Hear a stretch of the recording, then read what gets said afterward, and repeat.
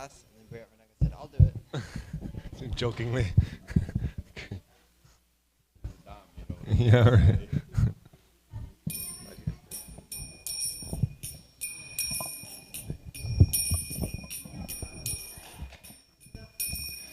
Jaya Radha Madhava Kunja Bihari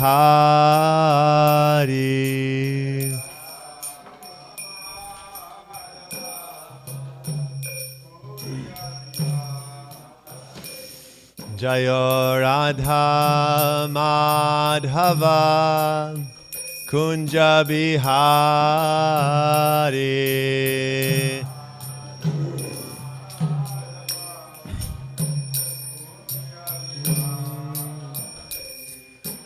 Gopi Janavalabha Girivaradhari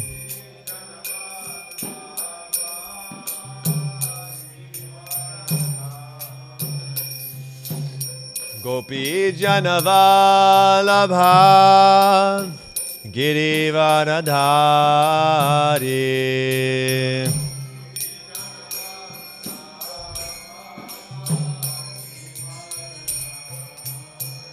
Yashoda Nandana Braja Janaranjana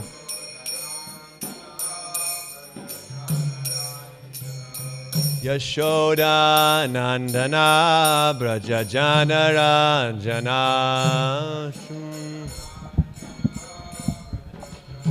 Yamuna Tira Vanachari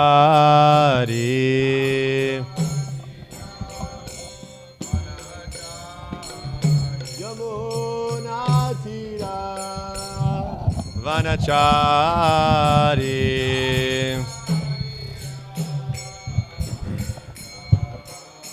Jaya Radha Madhava Kunja Bihari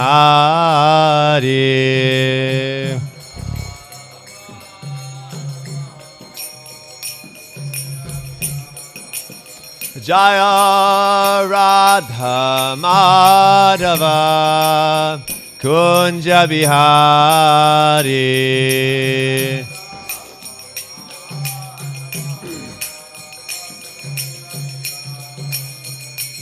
Gopi Janavalabha Girivaradhari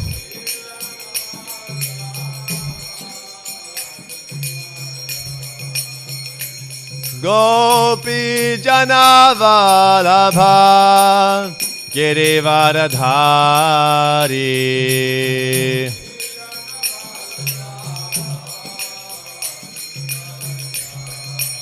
Yashoda Nandana Braja Janaranjana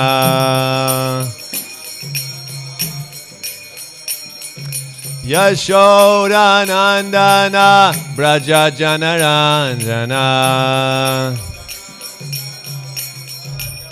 Yamuna Tira Vanachari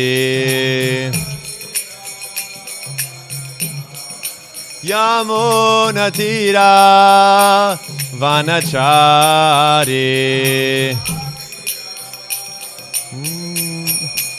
Jaya Radha Madhava Kunja Bihari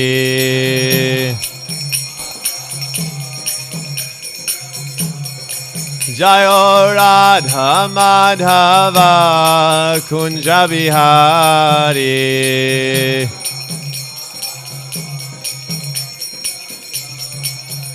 Gopi Janavalabha Girivaradhari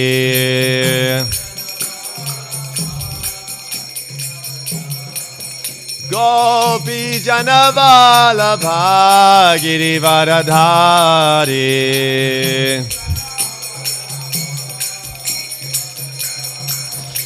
Yashoda Nandana Braja Janaranjana Yashoda Nandana Braja Janaranjana Yamuna Tira Vanachari. Yamuna Tira Vanachari. Jayo Radha Madhava Kunja Bihari.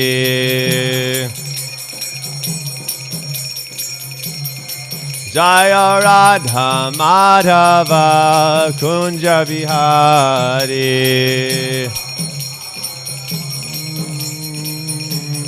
Jaya Radha Madhava Kunja Bihari.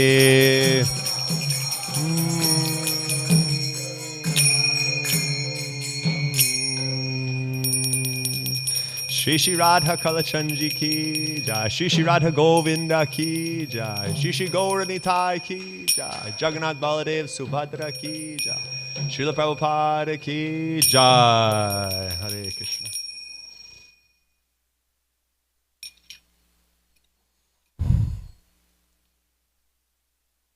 Om Namo Bhagavate Vasudevaya.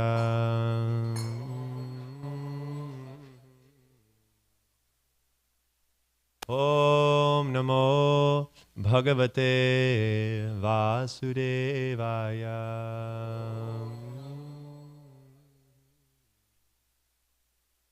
Om Namo Bhagavate Vasudevaya.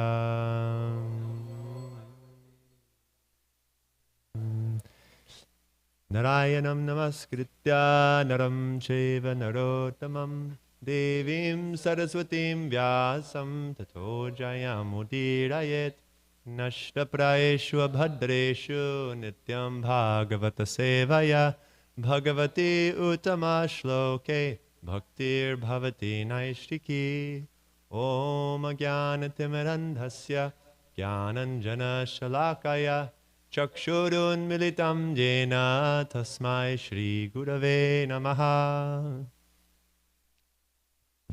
Hare Krishna, dear devotees, thank you for being here this morning. We have all ages here this morning, from 4 months up to our senior exalted devotees. Though you never know, even if someone is 4 months old or a few years old, they may be a very exalted soul, being in Kalachandji Dham. So thank you all, of all ages, for being here. We're continuing the story of Vritrasura's past birth as Chitraketu, the great king. Yesterday we heard about how Angira Muni came and saw that Chitraketu was so attached to having a son. He had married 10 million queens. None of them were able to produce a son, and Chitraketu was in great distress. So Angira Muni, seeing this, offered him a blessing on the king's request that he would have a son.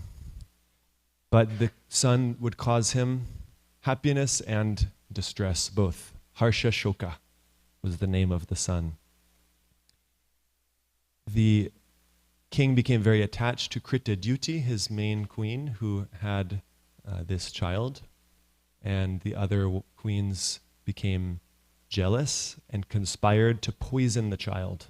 Just imagine the pain of losing a newborn that you love so dearly.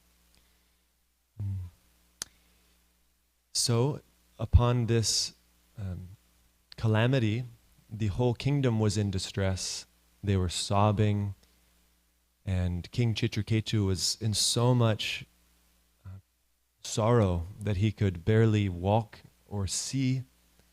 And we heard about the chastisement of Kritadyuti. She called out to God, calling him foolish for making this happen, and inexperienced. Then at the end of the chapter, who came back but Angira Muni, and he came this time with Narada Muni as well. So today we're picking up on chapter 15, where we hear the instructions of these two great rishis.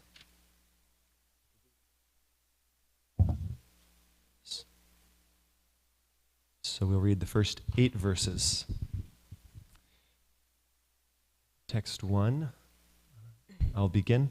Sri Shukadev Goswami said, "While King Chitraketu, overcome by lamentation, lay like a dead body at the side of the dead body of his son, the 2 great sages, Narada and Angira, instructed him about spiritual consciousness as follows." O king, what relationship does the dead body for which you lament have with you? And what relationship do you have with him? You may say that you are now related as father and son, but do you think this relationship existed before? Does it truly exist now? Will it continue in the future? So this is similar to the teachings Krishna gives in the 2nd chapter of the Gita, highlighting the difference between the body and the soul, explaining the temporary nature of material life. Text 3.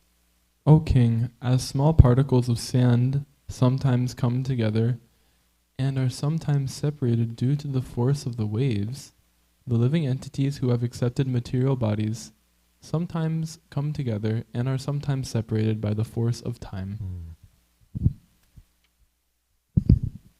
When seeds are sown in the ground, they sometimes grow into plants, and sometimes do not. Sometimes the ground is not fertile, and the sowing of seeds is unproductive. Similarly, sometimes a prospective father, being impelled by the potency of the Lord, can beget a child, but sometimes conception does not take place. Therefore, one should not lament over the artificial relationship of parenthood, which is ultimately controlled by the Supreme Lord. And so the reason that the sages are speaking this transcendental knowledge now is because the king is ready to hear it. We were discussing yesterday that when we're in a materially attached consciousness, we may meet even a pure devotee, we may meet someone of the caliber of Srila Prabhupada, and yet we won't be able to receive their full blessings, their full wisdom they could impart, only when we are receptive. And sometimes it takes great tribulation in life for us to become receptive enough to hear these good instructions. So text 5, we continue. O king, both you and we, your advisors, wives, and ministers, as well as everything moving and not moving throughout the entire cosmos at this time, are in a temporary situation. Before our birth, this situation did not exist, and after our death, it will exist no longer. Therefore, our situation now is temporary, although it is not false. Thank you. Does this remind anyone of a Bhagavad Gita verse from the 2nd chapter? In the past, we didn't come into being. In the present, we don't come into being. And in the future, we won't come into being. All souls have always existed. Yes. And in the contrasting analysis, this material world, our material situation didn't really exist before, and now it's just temporarily things are like this. I've got a certain family for the time being, a certain job, I have a certain body and mindset, but it's just for a short time. And in the future, this whole situation will change again. So they're pointing out, what's the reality when something is just for a flash in existence? Okay. Text 6. Jaishnath. The Supreme Personality of Godhead, the Master and Proprietor of everything, is certainly not interested in the A little slower. Start again. The Supreme Personality of Godhead, the Master and Proprietor of everything, is certainly not interested in the temporary cosmic manifestation. Nonetheless, just as a boy at the beach creates something in which he is not interested, the Lord, keeping everything under his control, causes creation, maintenance, and annihilation. He creates by engaging a father to beget a son. He maintains by engaging a government or king to see to the public's welfare, and he annihilates through agents for killing such as snakes. The agents for creation, maintenance, and annihilation have no independent potency, but because of the spell of illusionary energy, one thinks himself the creator, maintainer, and annihilator. Thank you. So the sages are explaining the illusion that we're in this world. The illusion is that I am this body, and this body will go on forever, and the bodies of my family are mine, and they will also go on forever. And I am the creator, I maintain my home and my family. But really, although it appears to be this way, Krishna is actually the one pulling the strings, and he does it through his material energy. So Krishna is actually not directly controlling this world, but he's moving things through the agency of Durga, or the external energy, the material energy. Okay, 2 more verses.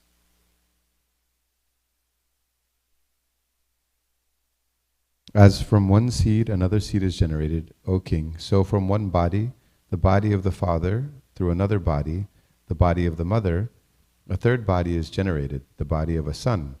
As the elements of the material body are eternal, the living entity who appears through these material elements is also eternal. So modern science says that life comes from matter. In this verse, the sages are saying that material bodies come from other material bodies, but the life in the body does not.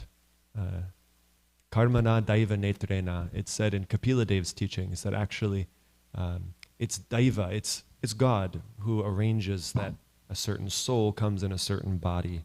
It's not that because two material bodies create another one, and that's the cause of the soul being there. It's by the will of Krishna. And so we can't create life. We have to depend on Krishna. All we can do is produce another material body. Okay, last verse. Divisions of generalization and specification, such as nationality and individuality, are the imagination of persons who are not advanced in knowledge. Thank you. So they're mildly pointing out his foolishness. They're saying, if you think you're a king, if you think you're a father, then this is a symptom of ignorance. So we will go back to text 3.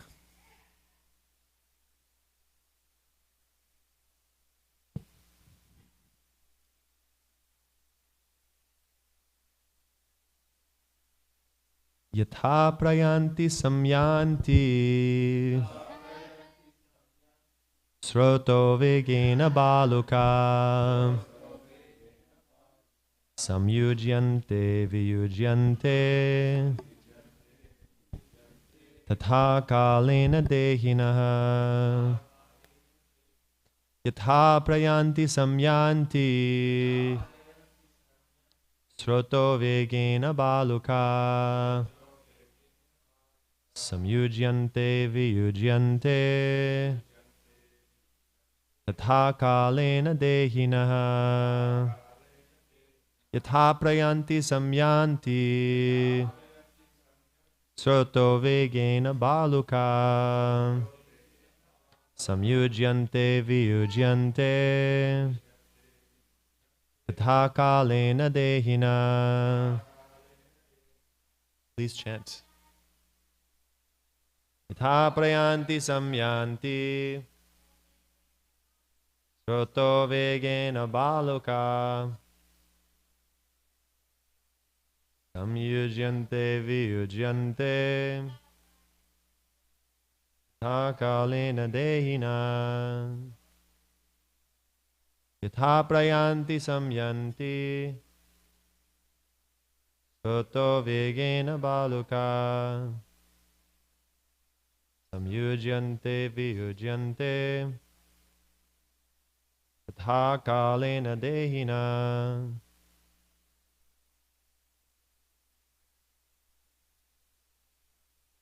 Yatha prayanti samyanti sroto vegena baluka samyujyante viyujyante tatha kalena dehina. Thank you all. Synonyms, please read with me. Yatha, just as, prayanti, move apart, samyanti, come together, srota, vegena, by the force of waves, baluka, the small particles of sand, samyujyante, they're united, viyujyante, they're separated, tata, similarly, kalena, by time, dehina, the living entities who have accepted material bodies. Translation and purport by Srila Prabhupada.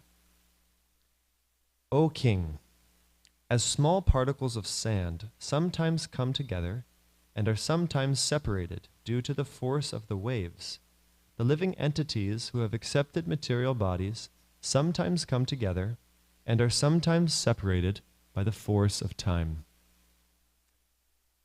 The misunderstanding of the conditioned soul is the bodily conception of life.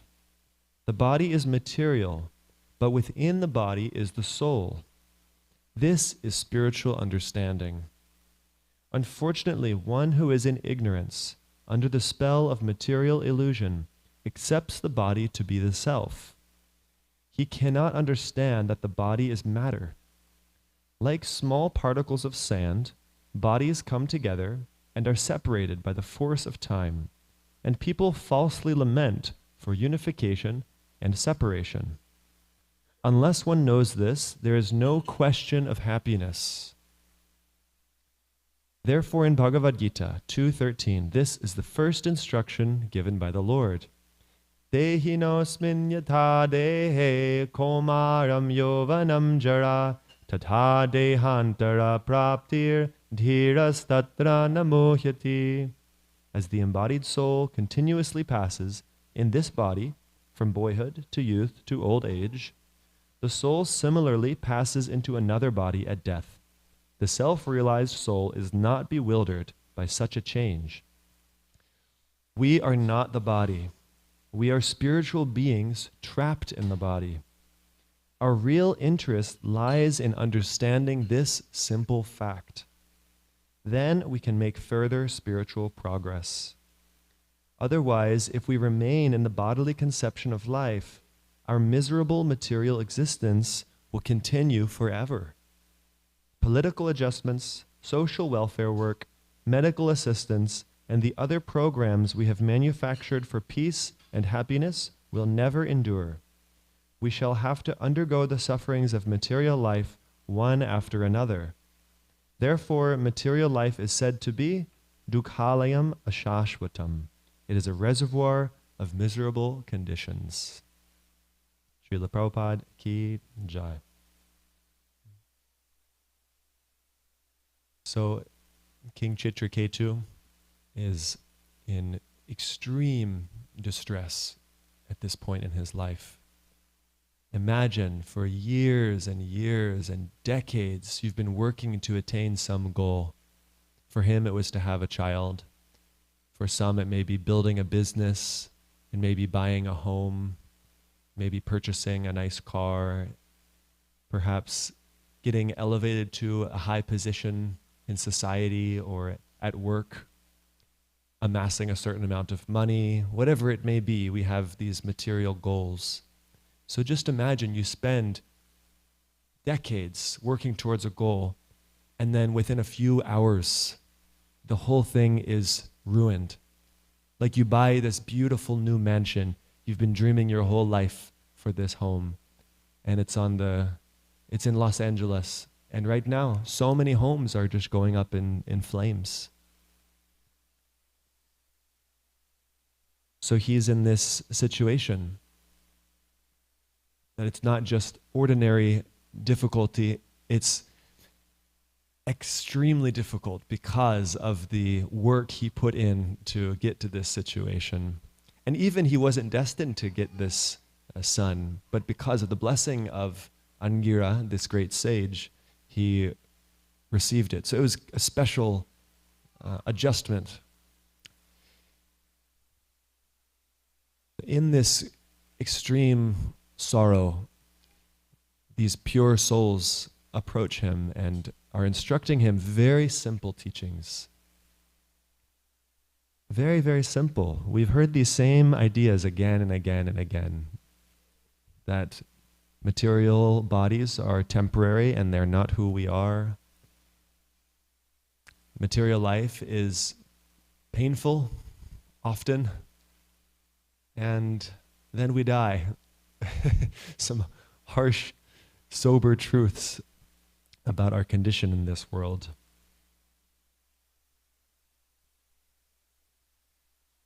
And Srila Prabhupada keeps it very simple. Just as the sages are doing, in the same mood, Srila Prabhupada isn't beating around the bush. He's just saying what we need to do. He says, we need to understand this simple fact, that we are not a body. We are a soul trapped in a body. We're like a prisoner of this body right now. And we're so convinced that when we look in the mirror, that reflection we see is me. We're so identified and so attached to this material body. And unless we understand this, then our miserable material existence will continue forever. Very sobering instructions we're getting here. So can we receive these teachings without being in great sorrow? Perhaps we are going through some great difficulty in life at the moment. If we are, then likely we are more receptive to hearing these instructions. If we're not going through great struggle right now, can we be intelligent enough to receive these teachings before we have to go through some great tribulation in life?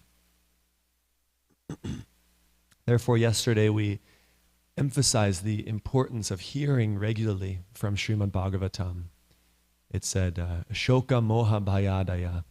By hearing Srimad Bhagavatam, then all of our lamentation, illusion, and fear will disappear, and we'll develop love for Krishna. Otherwise, we will be overwhelmed by the false ideas in this world. Most people we interact with are thinking very deeply. They are so convinced that if they just adjust something in their life, then they'll be happy, right? If I just get that new phone, if I just get healthy, get over this disease, if I just get married, if I just, whatever it might be. This is the great illusion that people in this world are in, that if I just change something a little bit, then I'll be happy. And so when we interact with people in this concept, and when we don't fortify ourselves by hearing the truth, we will be overcome by this illusion.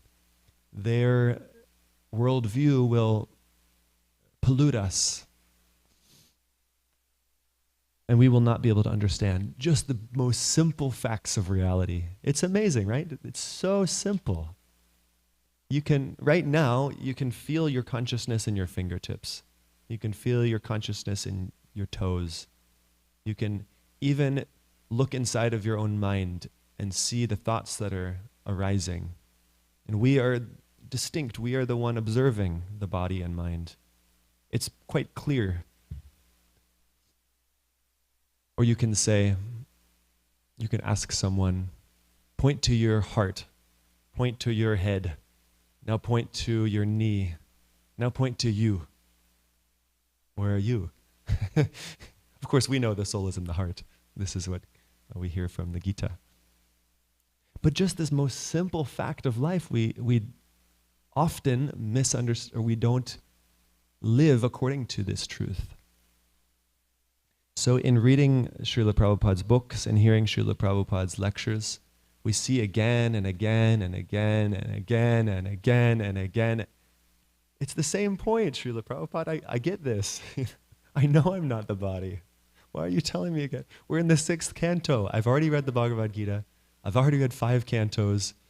And you're still telling me I'm not the body? You're still going back to the first instruction of the Gita? Well, clearly we don't understand. Because if we do understand that we're not the body, then we wouldn't be in this, we wouldn't be fearful. We would be able to do extraordinary things. We wouldn't be moved by the ups and downs of this world, right? We hear Krishna just after this verse in 2:14, Matra sparshas tu konteya, shita ushna, sukha dukkha. That someone who is not absorbed in the bodily identity, they are not moved by happiness. If something really great happens in their life, oh, I just won the lottery. I have $1 million. And then you lose it all, you know, your relatives exploit you, you get addicted to drugs, and you lose all your money. Oh no, I'm poor again. People are moved, but a self-realized soul is not moved by the happiness and distress in this world. A self-realized soul is not moved by being criticized, not moved by praise, not disturbed in failing, not disturbed in, not overly excited when there's success. So if we are moved by these ups and downs in life, then it's a symptom of our thinking we're the body, thinking we're the mind, being attached to this world, thinking that if I just make a little adjustment, if I just, you know, it's like we're in a control room and we're turning different knobs to try to carve out some happiness here in this world. So it's sobering, huh?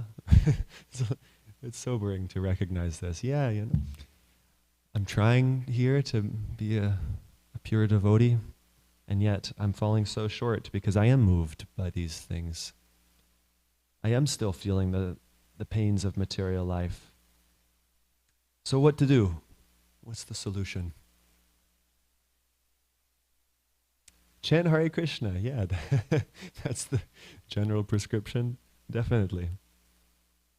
And especially to do so in the association of devotees. Srila Prabhupada says that it's a hallucination to think that on our own we can become a devotee. It's not possible. The way that Krishna has set things up, the way that Krishna is pleased is that we practice bhakti yoga in the association of others. And in this way, very easily and very joyfully, we can progress in bhakti. Because we, unlike our materialistic association that we may still have, which can easily pollute us with wrong ideas, our sadhu sangha, the association with devotees, will fortify our understanding, fortify at least our theoretical knowledge that who I am as a soul, I'm a servant of Krishna. My happiness lies in coming to the morning program.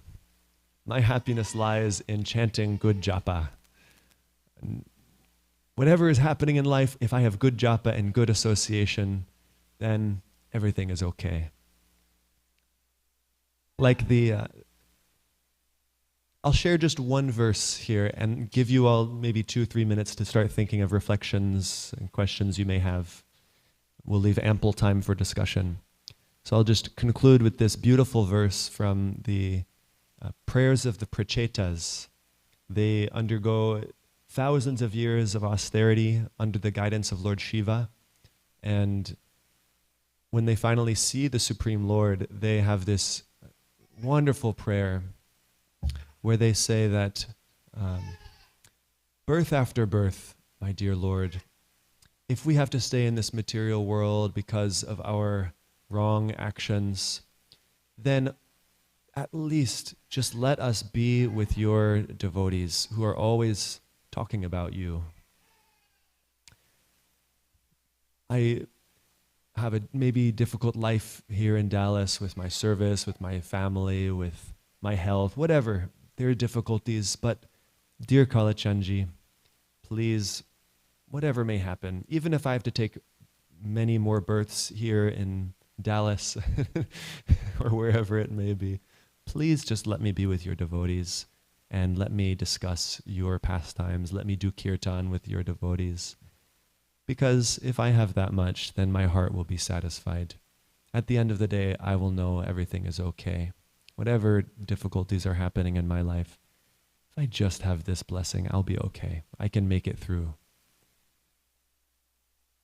So this verse and purport can be a bit sobering, a bit gloomy, but when we actually look at the fact, there's so much hope. There's only hope if we just stay in the association of devotees. And in that association, we very consciously direct our attention, our heart, towards chanting Krishna's names, towards discussing Srimad Bhagavatam, Bhagavad Gita together, sharing our hearts about the struggles that we go through and helping each other, supporting each other. In this way, there's only hope, there's only sweetness. Externally, things may be difficult, but in our heart, we will be okay. It's like we've got an anchor down deep, and up above there's a storm, but we are not moved because we are in somewhere very deep. Our heart is, we have gravity, we have this depth within. So we have substantial time for hearing from others. I'm just spontaneously giving this class because of a scheduling mishap. So it would be very nice to hear some spontaneous reflections from others. And we have a microphone. Kindly speak so the online audience can hear as well. Drishta Prabhu. Hare Krishna. So I'm curious. So we're seeing that in this verse that sometimes people come together and they meet for some time and then they're taken apart. And sometimes someone's in the role of a father, sometimes someone's in the role of a son, sometimes this and that. And so similarly, that's how our life is that, we'll have many people come into our life, many people go from our life. And so how do we still invest in people even though we may understand that at any moment they could kind of leave our life, they could kind of disappear, they might bloop or things like that? How do we still kind of not get hardened by the impermanence of this world that so many people I've invested in have left? Or, you're only my mother, but for this lifetime. So, yeah, how do we still be personal or still pour into others? Thank you. That's very thoughtful. One aspect is that we're attached to being with a person's physical body, but simply the remembrance of a Vaishnava is getting their association. When someone is away, I've experienced personally that I feel closer with them sometimes, especially with people who are challenging, who I've been very close to. Like I had a roommate and a van traveling partner for some time, and he and I have very different natures. But we were like brothers, and we spent so much time together, and when he and I finally parted ways, then I started feeling his presence even more. And I started looking, just spontaneously, without trying, looking at his good qualities and feeling his good qualities actually beginning to manifest in my own character, rather than focusing on his faults. It was a very amazing experience that in the separation of someone, we can feel closer with them. And we understand this about our relationship with Krishna. But yeah, how do we understand this with devotees? That's my lived experience, one kind of case study. We also have that reference from Srila Bhaktivinoda Thakur that he reasons ill who thinks that Vaishnavas die when they're living still and sound. And the next line, does anyone know? They live to give and spread the holy name around, something like this. Beautiful, thank you. They die to live, and living try to spread the holy name around. Yes, so we have to recognize the deeper level of association through Vani.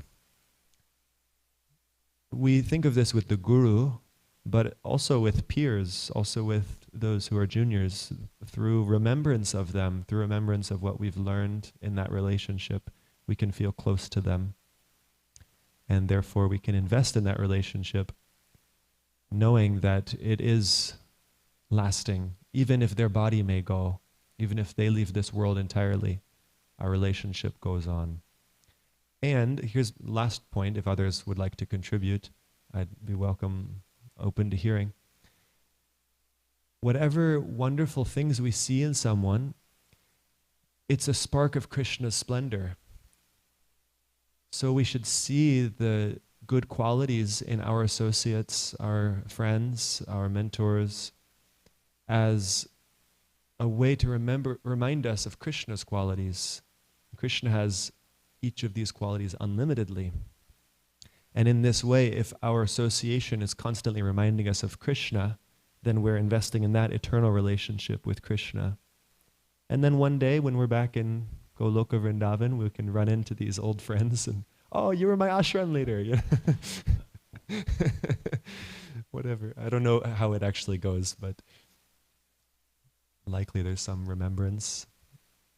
We all know each other. We're all family in the spiritual world. These are a few reflections on this very thoughtful question, Prabhu. If you have anything you'd like to add, or if others would like to follow up. Nrsimha Rupa Prabhu?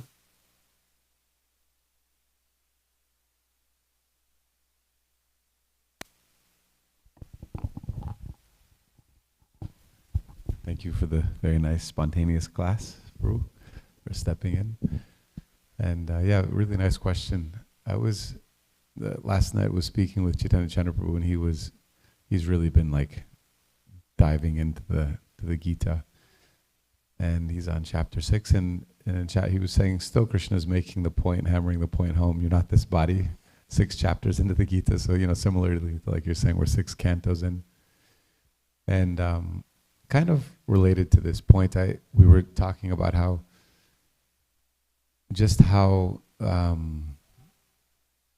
Krishna's mercy upon us, that he allows us, because for many of us, you naturally become attached to your close family members, your close friends.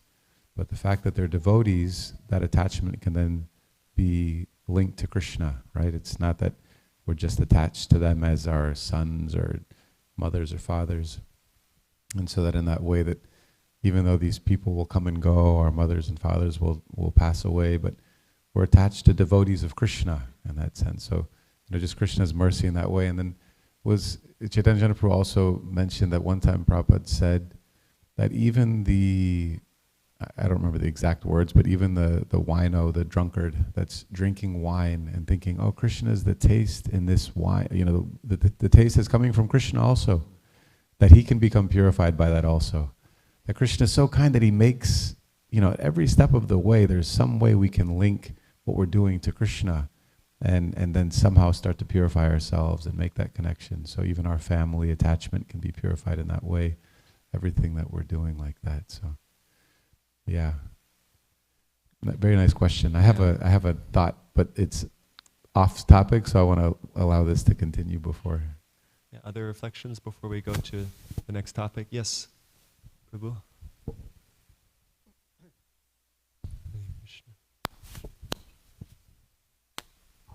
Thank you. Hare Krishna. Hare Krishna. So, thanks for the class, Prabhu. So, this is a very interesting question that the Prabhu asked. So, the question is with respect to the mother of a person, and I recall an incident that I read in the Ramayana, where most of us will be familiar with the Ramayana, Valmiki's Ramayana. So there, I'll make it really short and come to the substance as related to this subject topic. Once Lord Ramachandra was asked to leave Ayodhya, and his brother comes to know about that he has already departed, which is Maharaj Bharat. He comes to the forest to persuade him to depart back to Ayodhya and to rule the kingdom, for which Lord Ramachandra declines because he has to follow the orders of his dad, which is Maharaj Dashrath, and stay back for 14 years in exile, etc., etc., etc.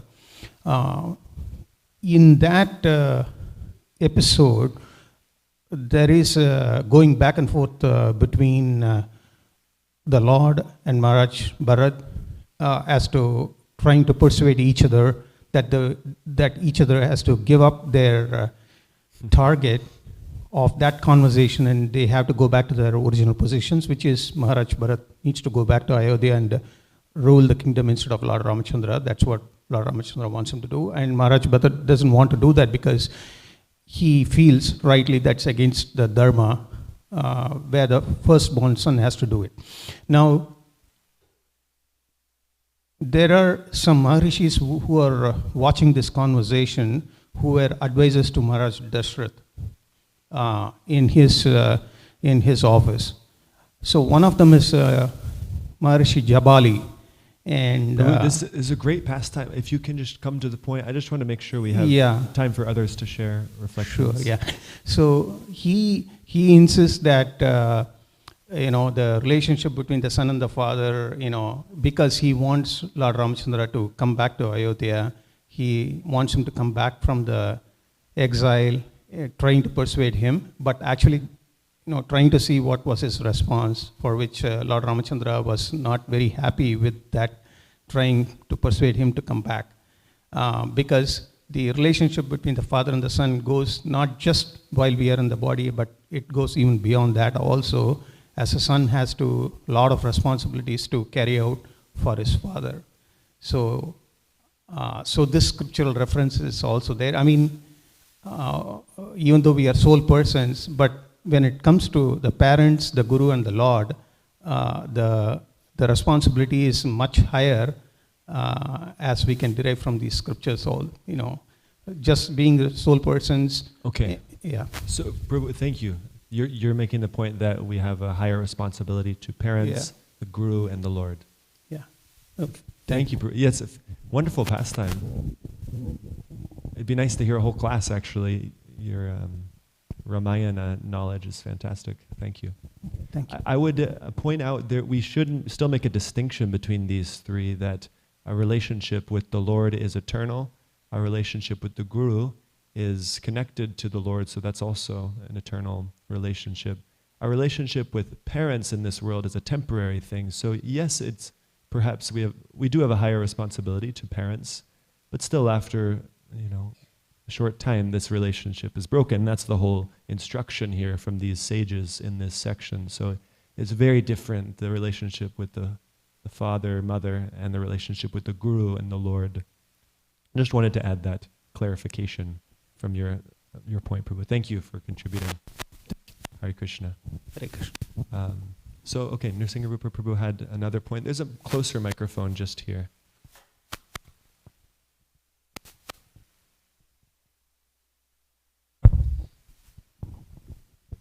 It was the point was along the topic of how it gets hammered so much that we're not this body, and also last night when I was talking to Chaitanya Chandraprabhu, we were reflecting on how every problem, issue in the material world, basically you can boil down to our misidentification with the body, that I am this body, and because of that, there's so many designations that come along with that. And so I think people should treat me a certain way, or it's my country, so we go to war with another country, but it's all based on this connection with the body, and how deep rooted it is after so many years of hearing it and chanting, how, at least speaking for myself, how I still identify as this body, and I still relate in many ways as this body, and how it's it's so strong that we have to just hear it over and over and over and over again,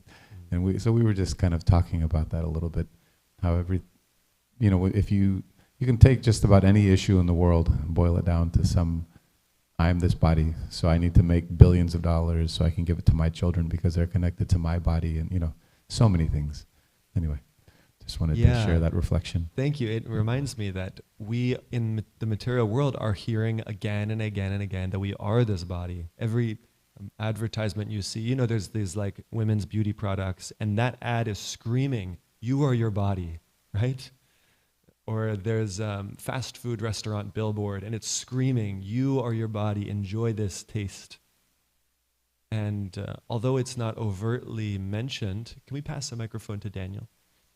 Although we don't speak like this, when we're having conversations with materialistic people, everything we say is tinged with, I am my body, right? Our whole conception is thinking I'm my body, and so whatever we speak is polluted by that idea. So we have to be very cautious about really getting close with people who are totally in material life, because every time we're with them, we will be degraded to more materialistic consciousness. So who we spend our time with is of utmost importance. Okay, Daniel Prabhu, please. Hare Krishna, thank you very much for this very engaging class. I had some reflections, and they're just entirely, of course, my inner thoughts, and not really, I don't know too much, pretty new. But my thoughts were, I've had this question a lot, so we are not the body, we are spirit soul. And so this question has really followed me is, okay, so who is my inner child? And I thought about that. And this may relate to psychology and things like that, and ways of relating to oneself and healing trauma. But I thought about that because I do have a good relationship with my inner child. So I thought, well, then who is it? Is it my mind? Is it my body? Who am I taking care of? And I thought maybe it's like the part of the soul that is a child, much like Krishna is a child, a young boy, and an adult. And maybe my soul also expresses in different ways. And maybe the point is helping those parts to understand that they are spirit soul, and so that they can stop clinging to the body and the suffering that comes with that. And I really liked when you said, I can feel my consciousness in my fingertips. It's such a simple thing, but when you said that, I felt my consciousness in my fingertips and in my toes, and I really felt being the witness, which is obvious, but it seems that if we knew what was obvious, then we would be free. So thank you for reminding me. And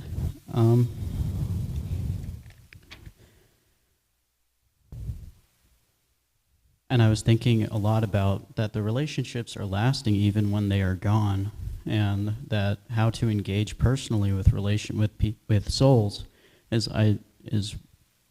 from what I understand to be said is we're engaging with the souls. We're not engaging with the body. We're not attaching to the body like, oh, we're going to have this relationship with your body forever. We're going to have a relationship with your soul forever. I'm going to see you again. And maybe in another expression, or maybe, one day in Godhead. But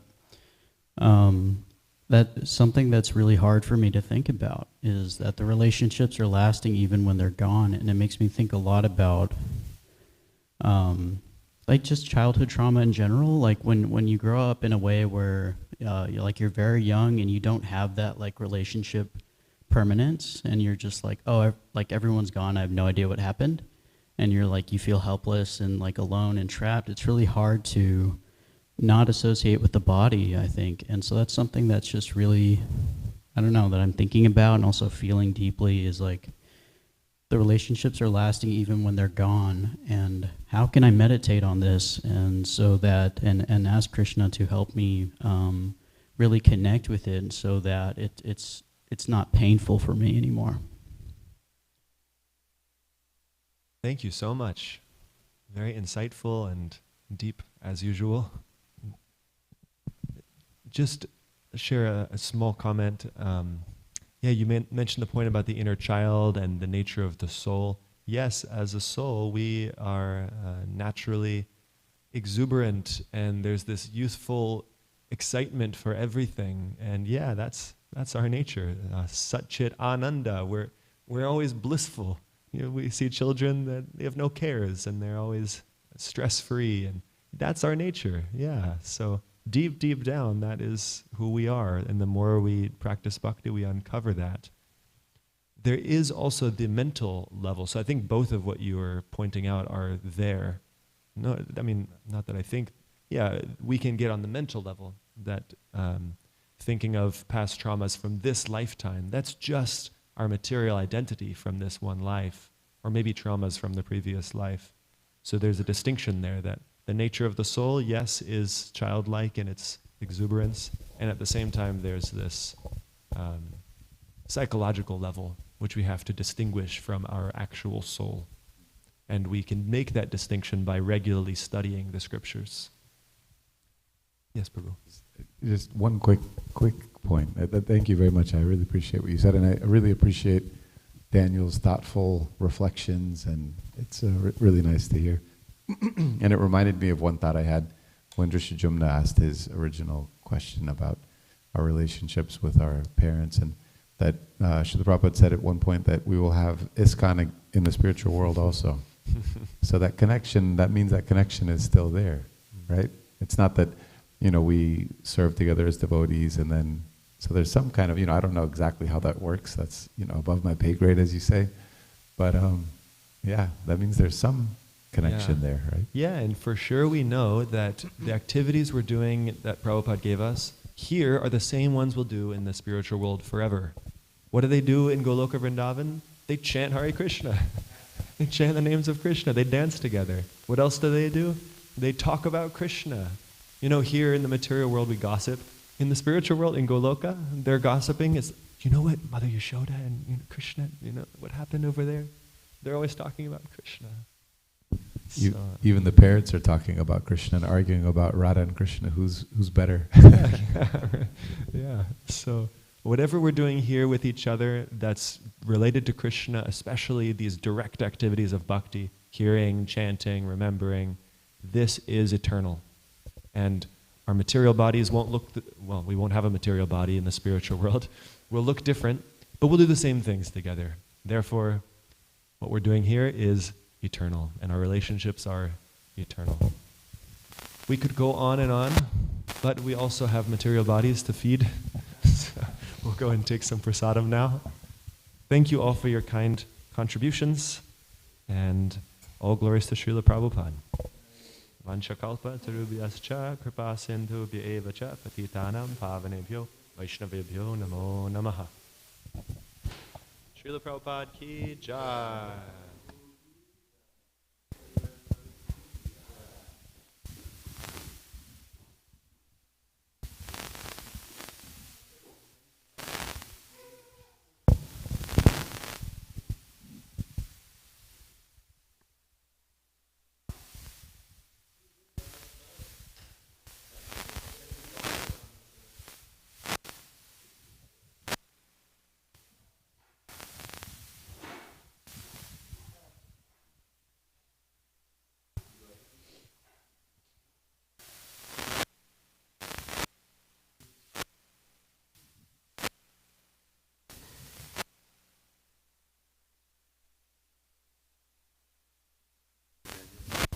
Your comments.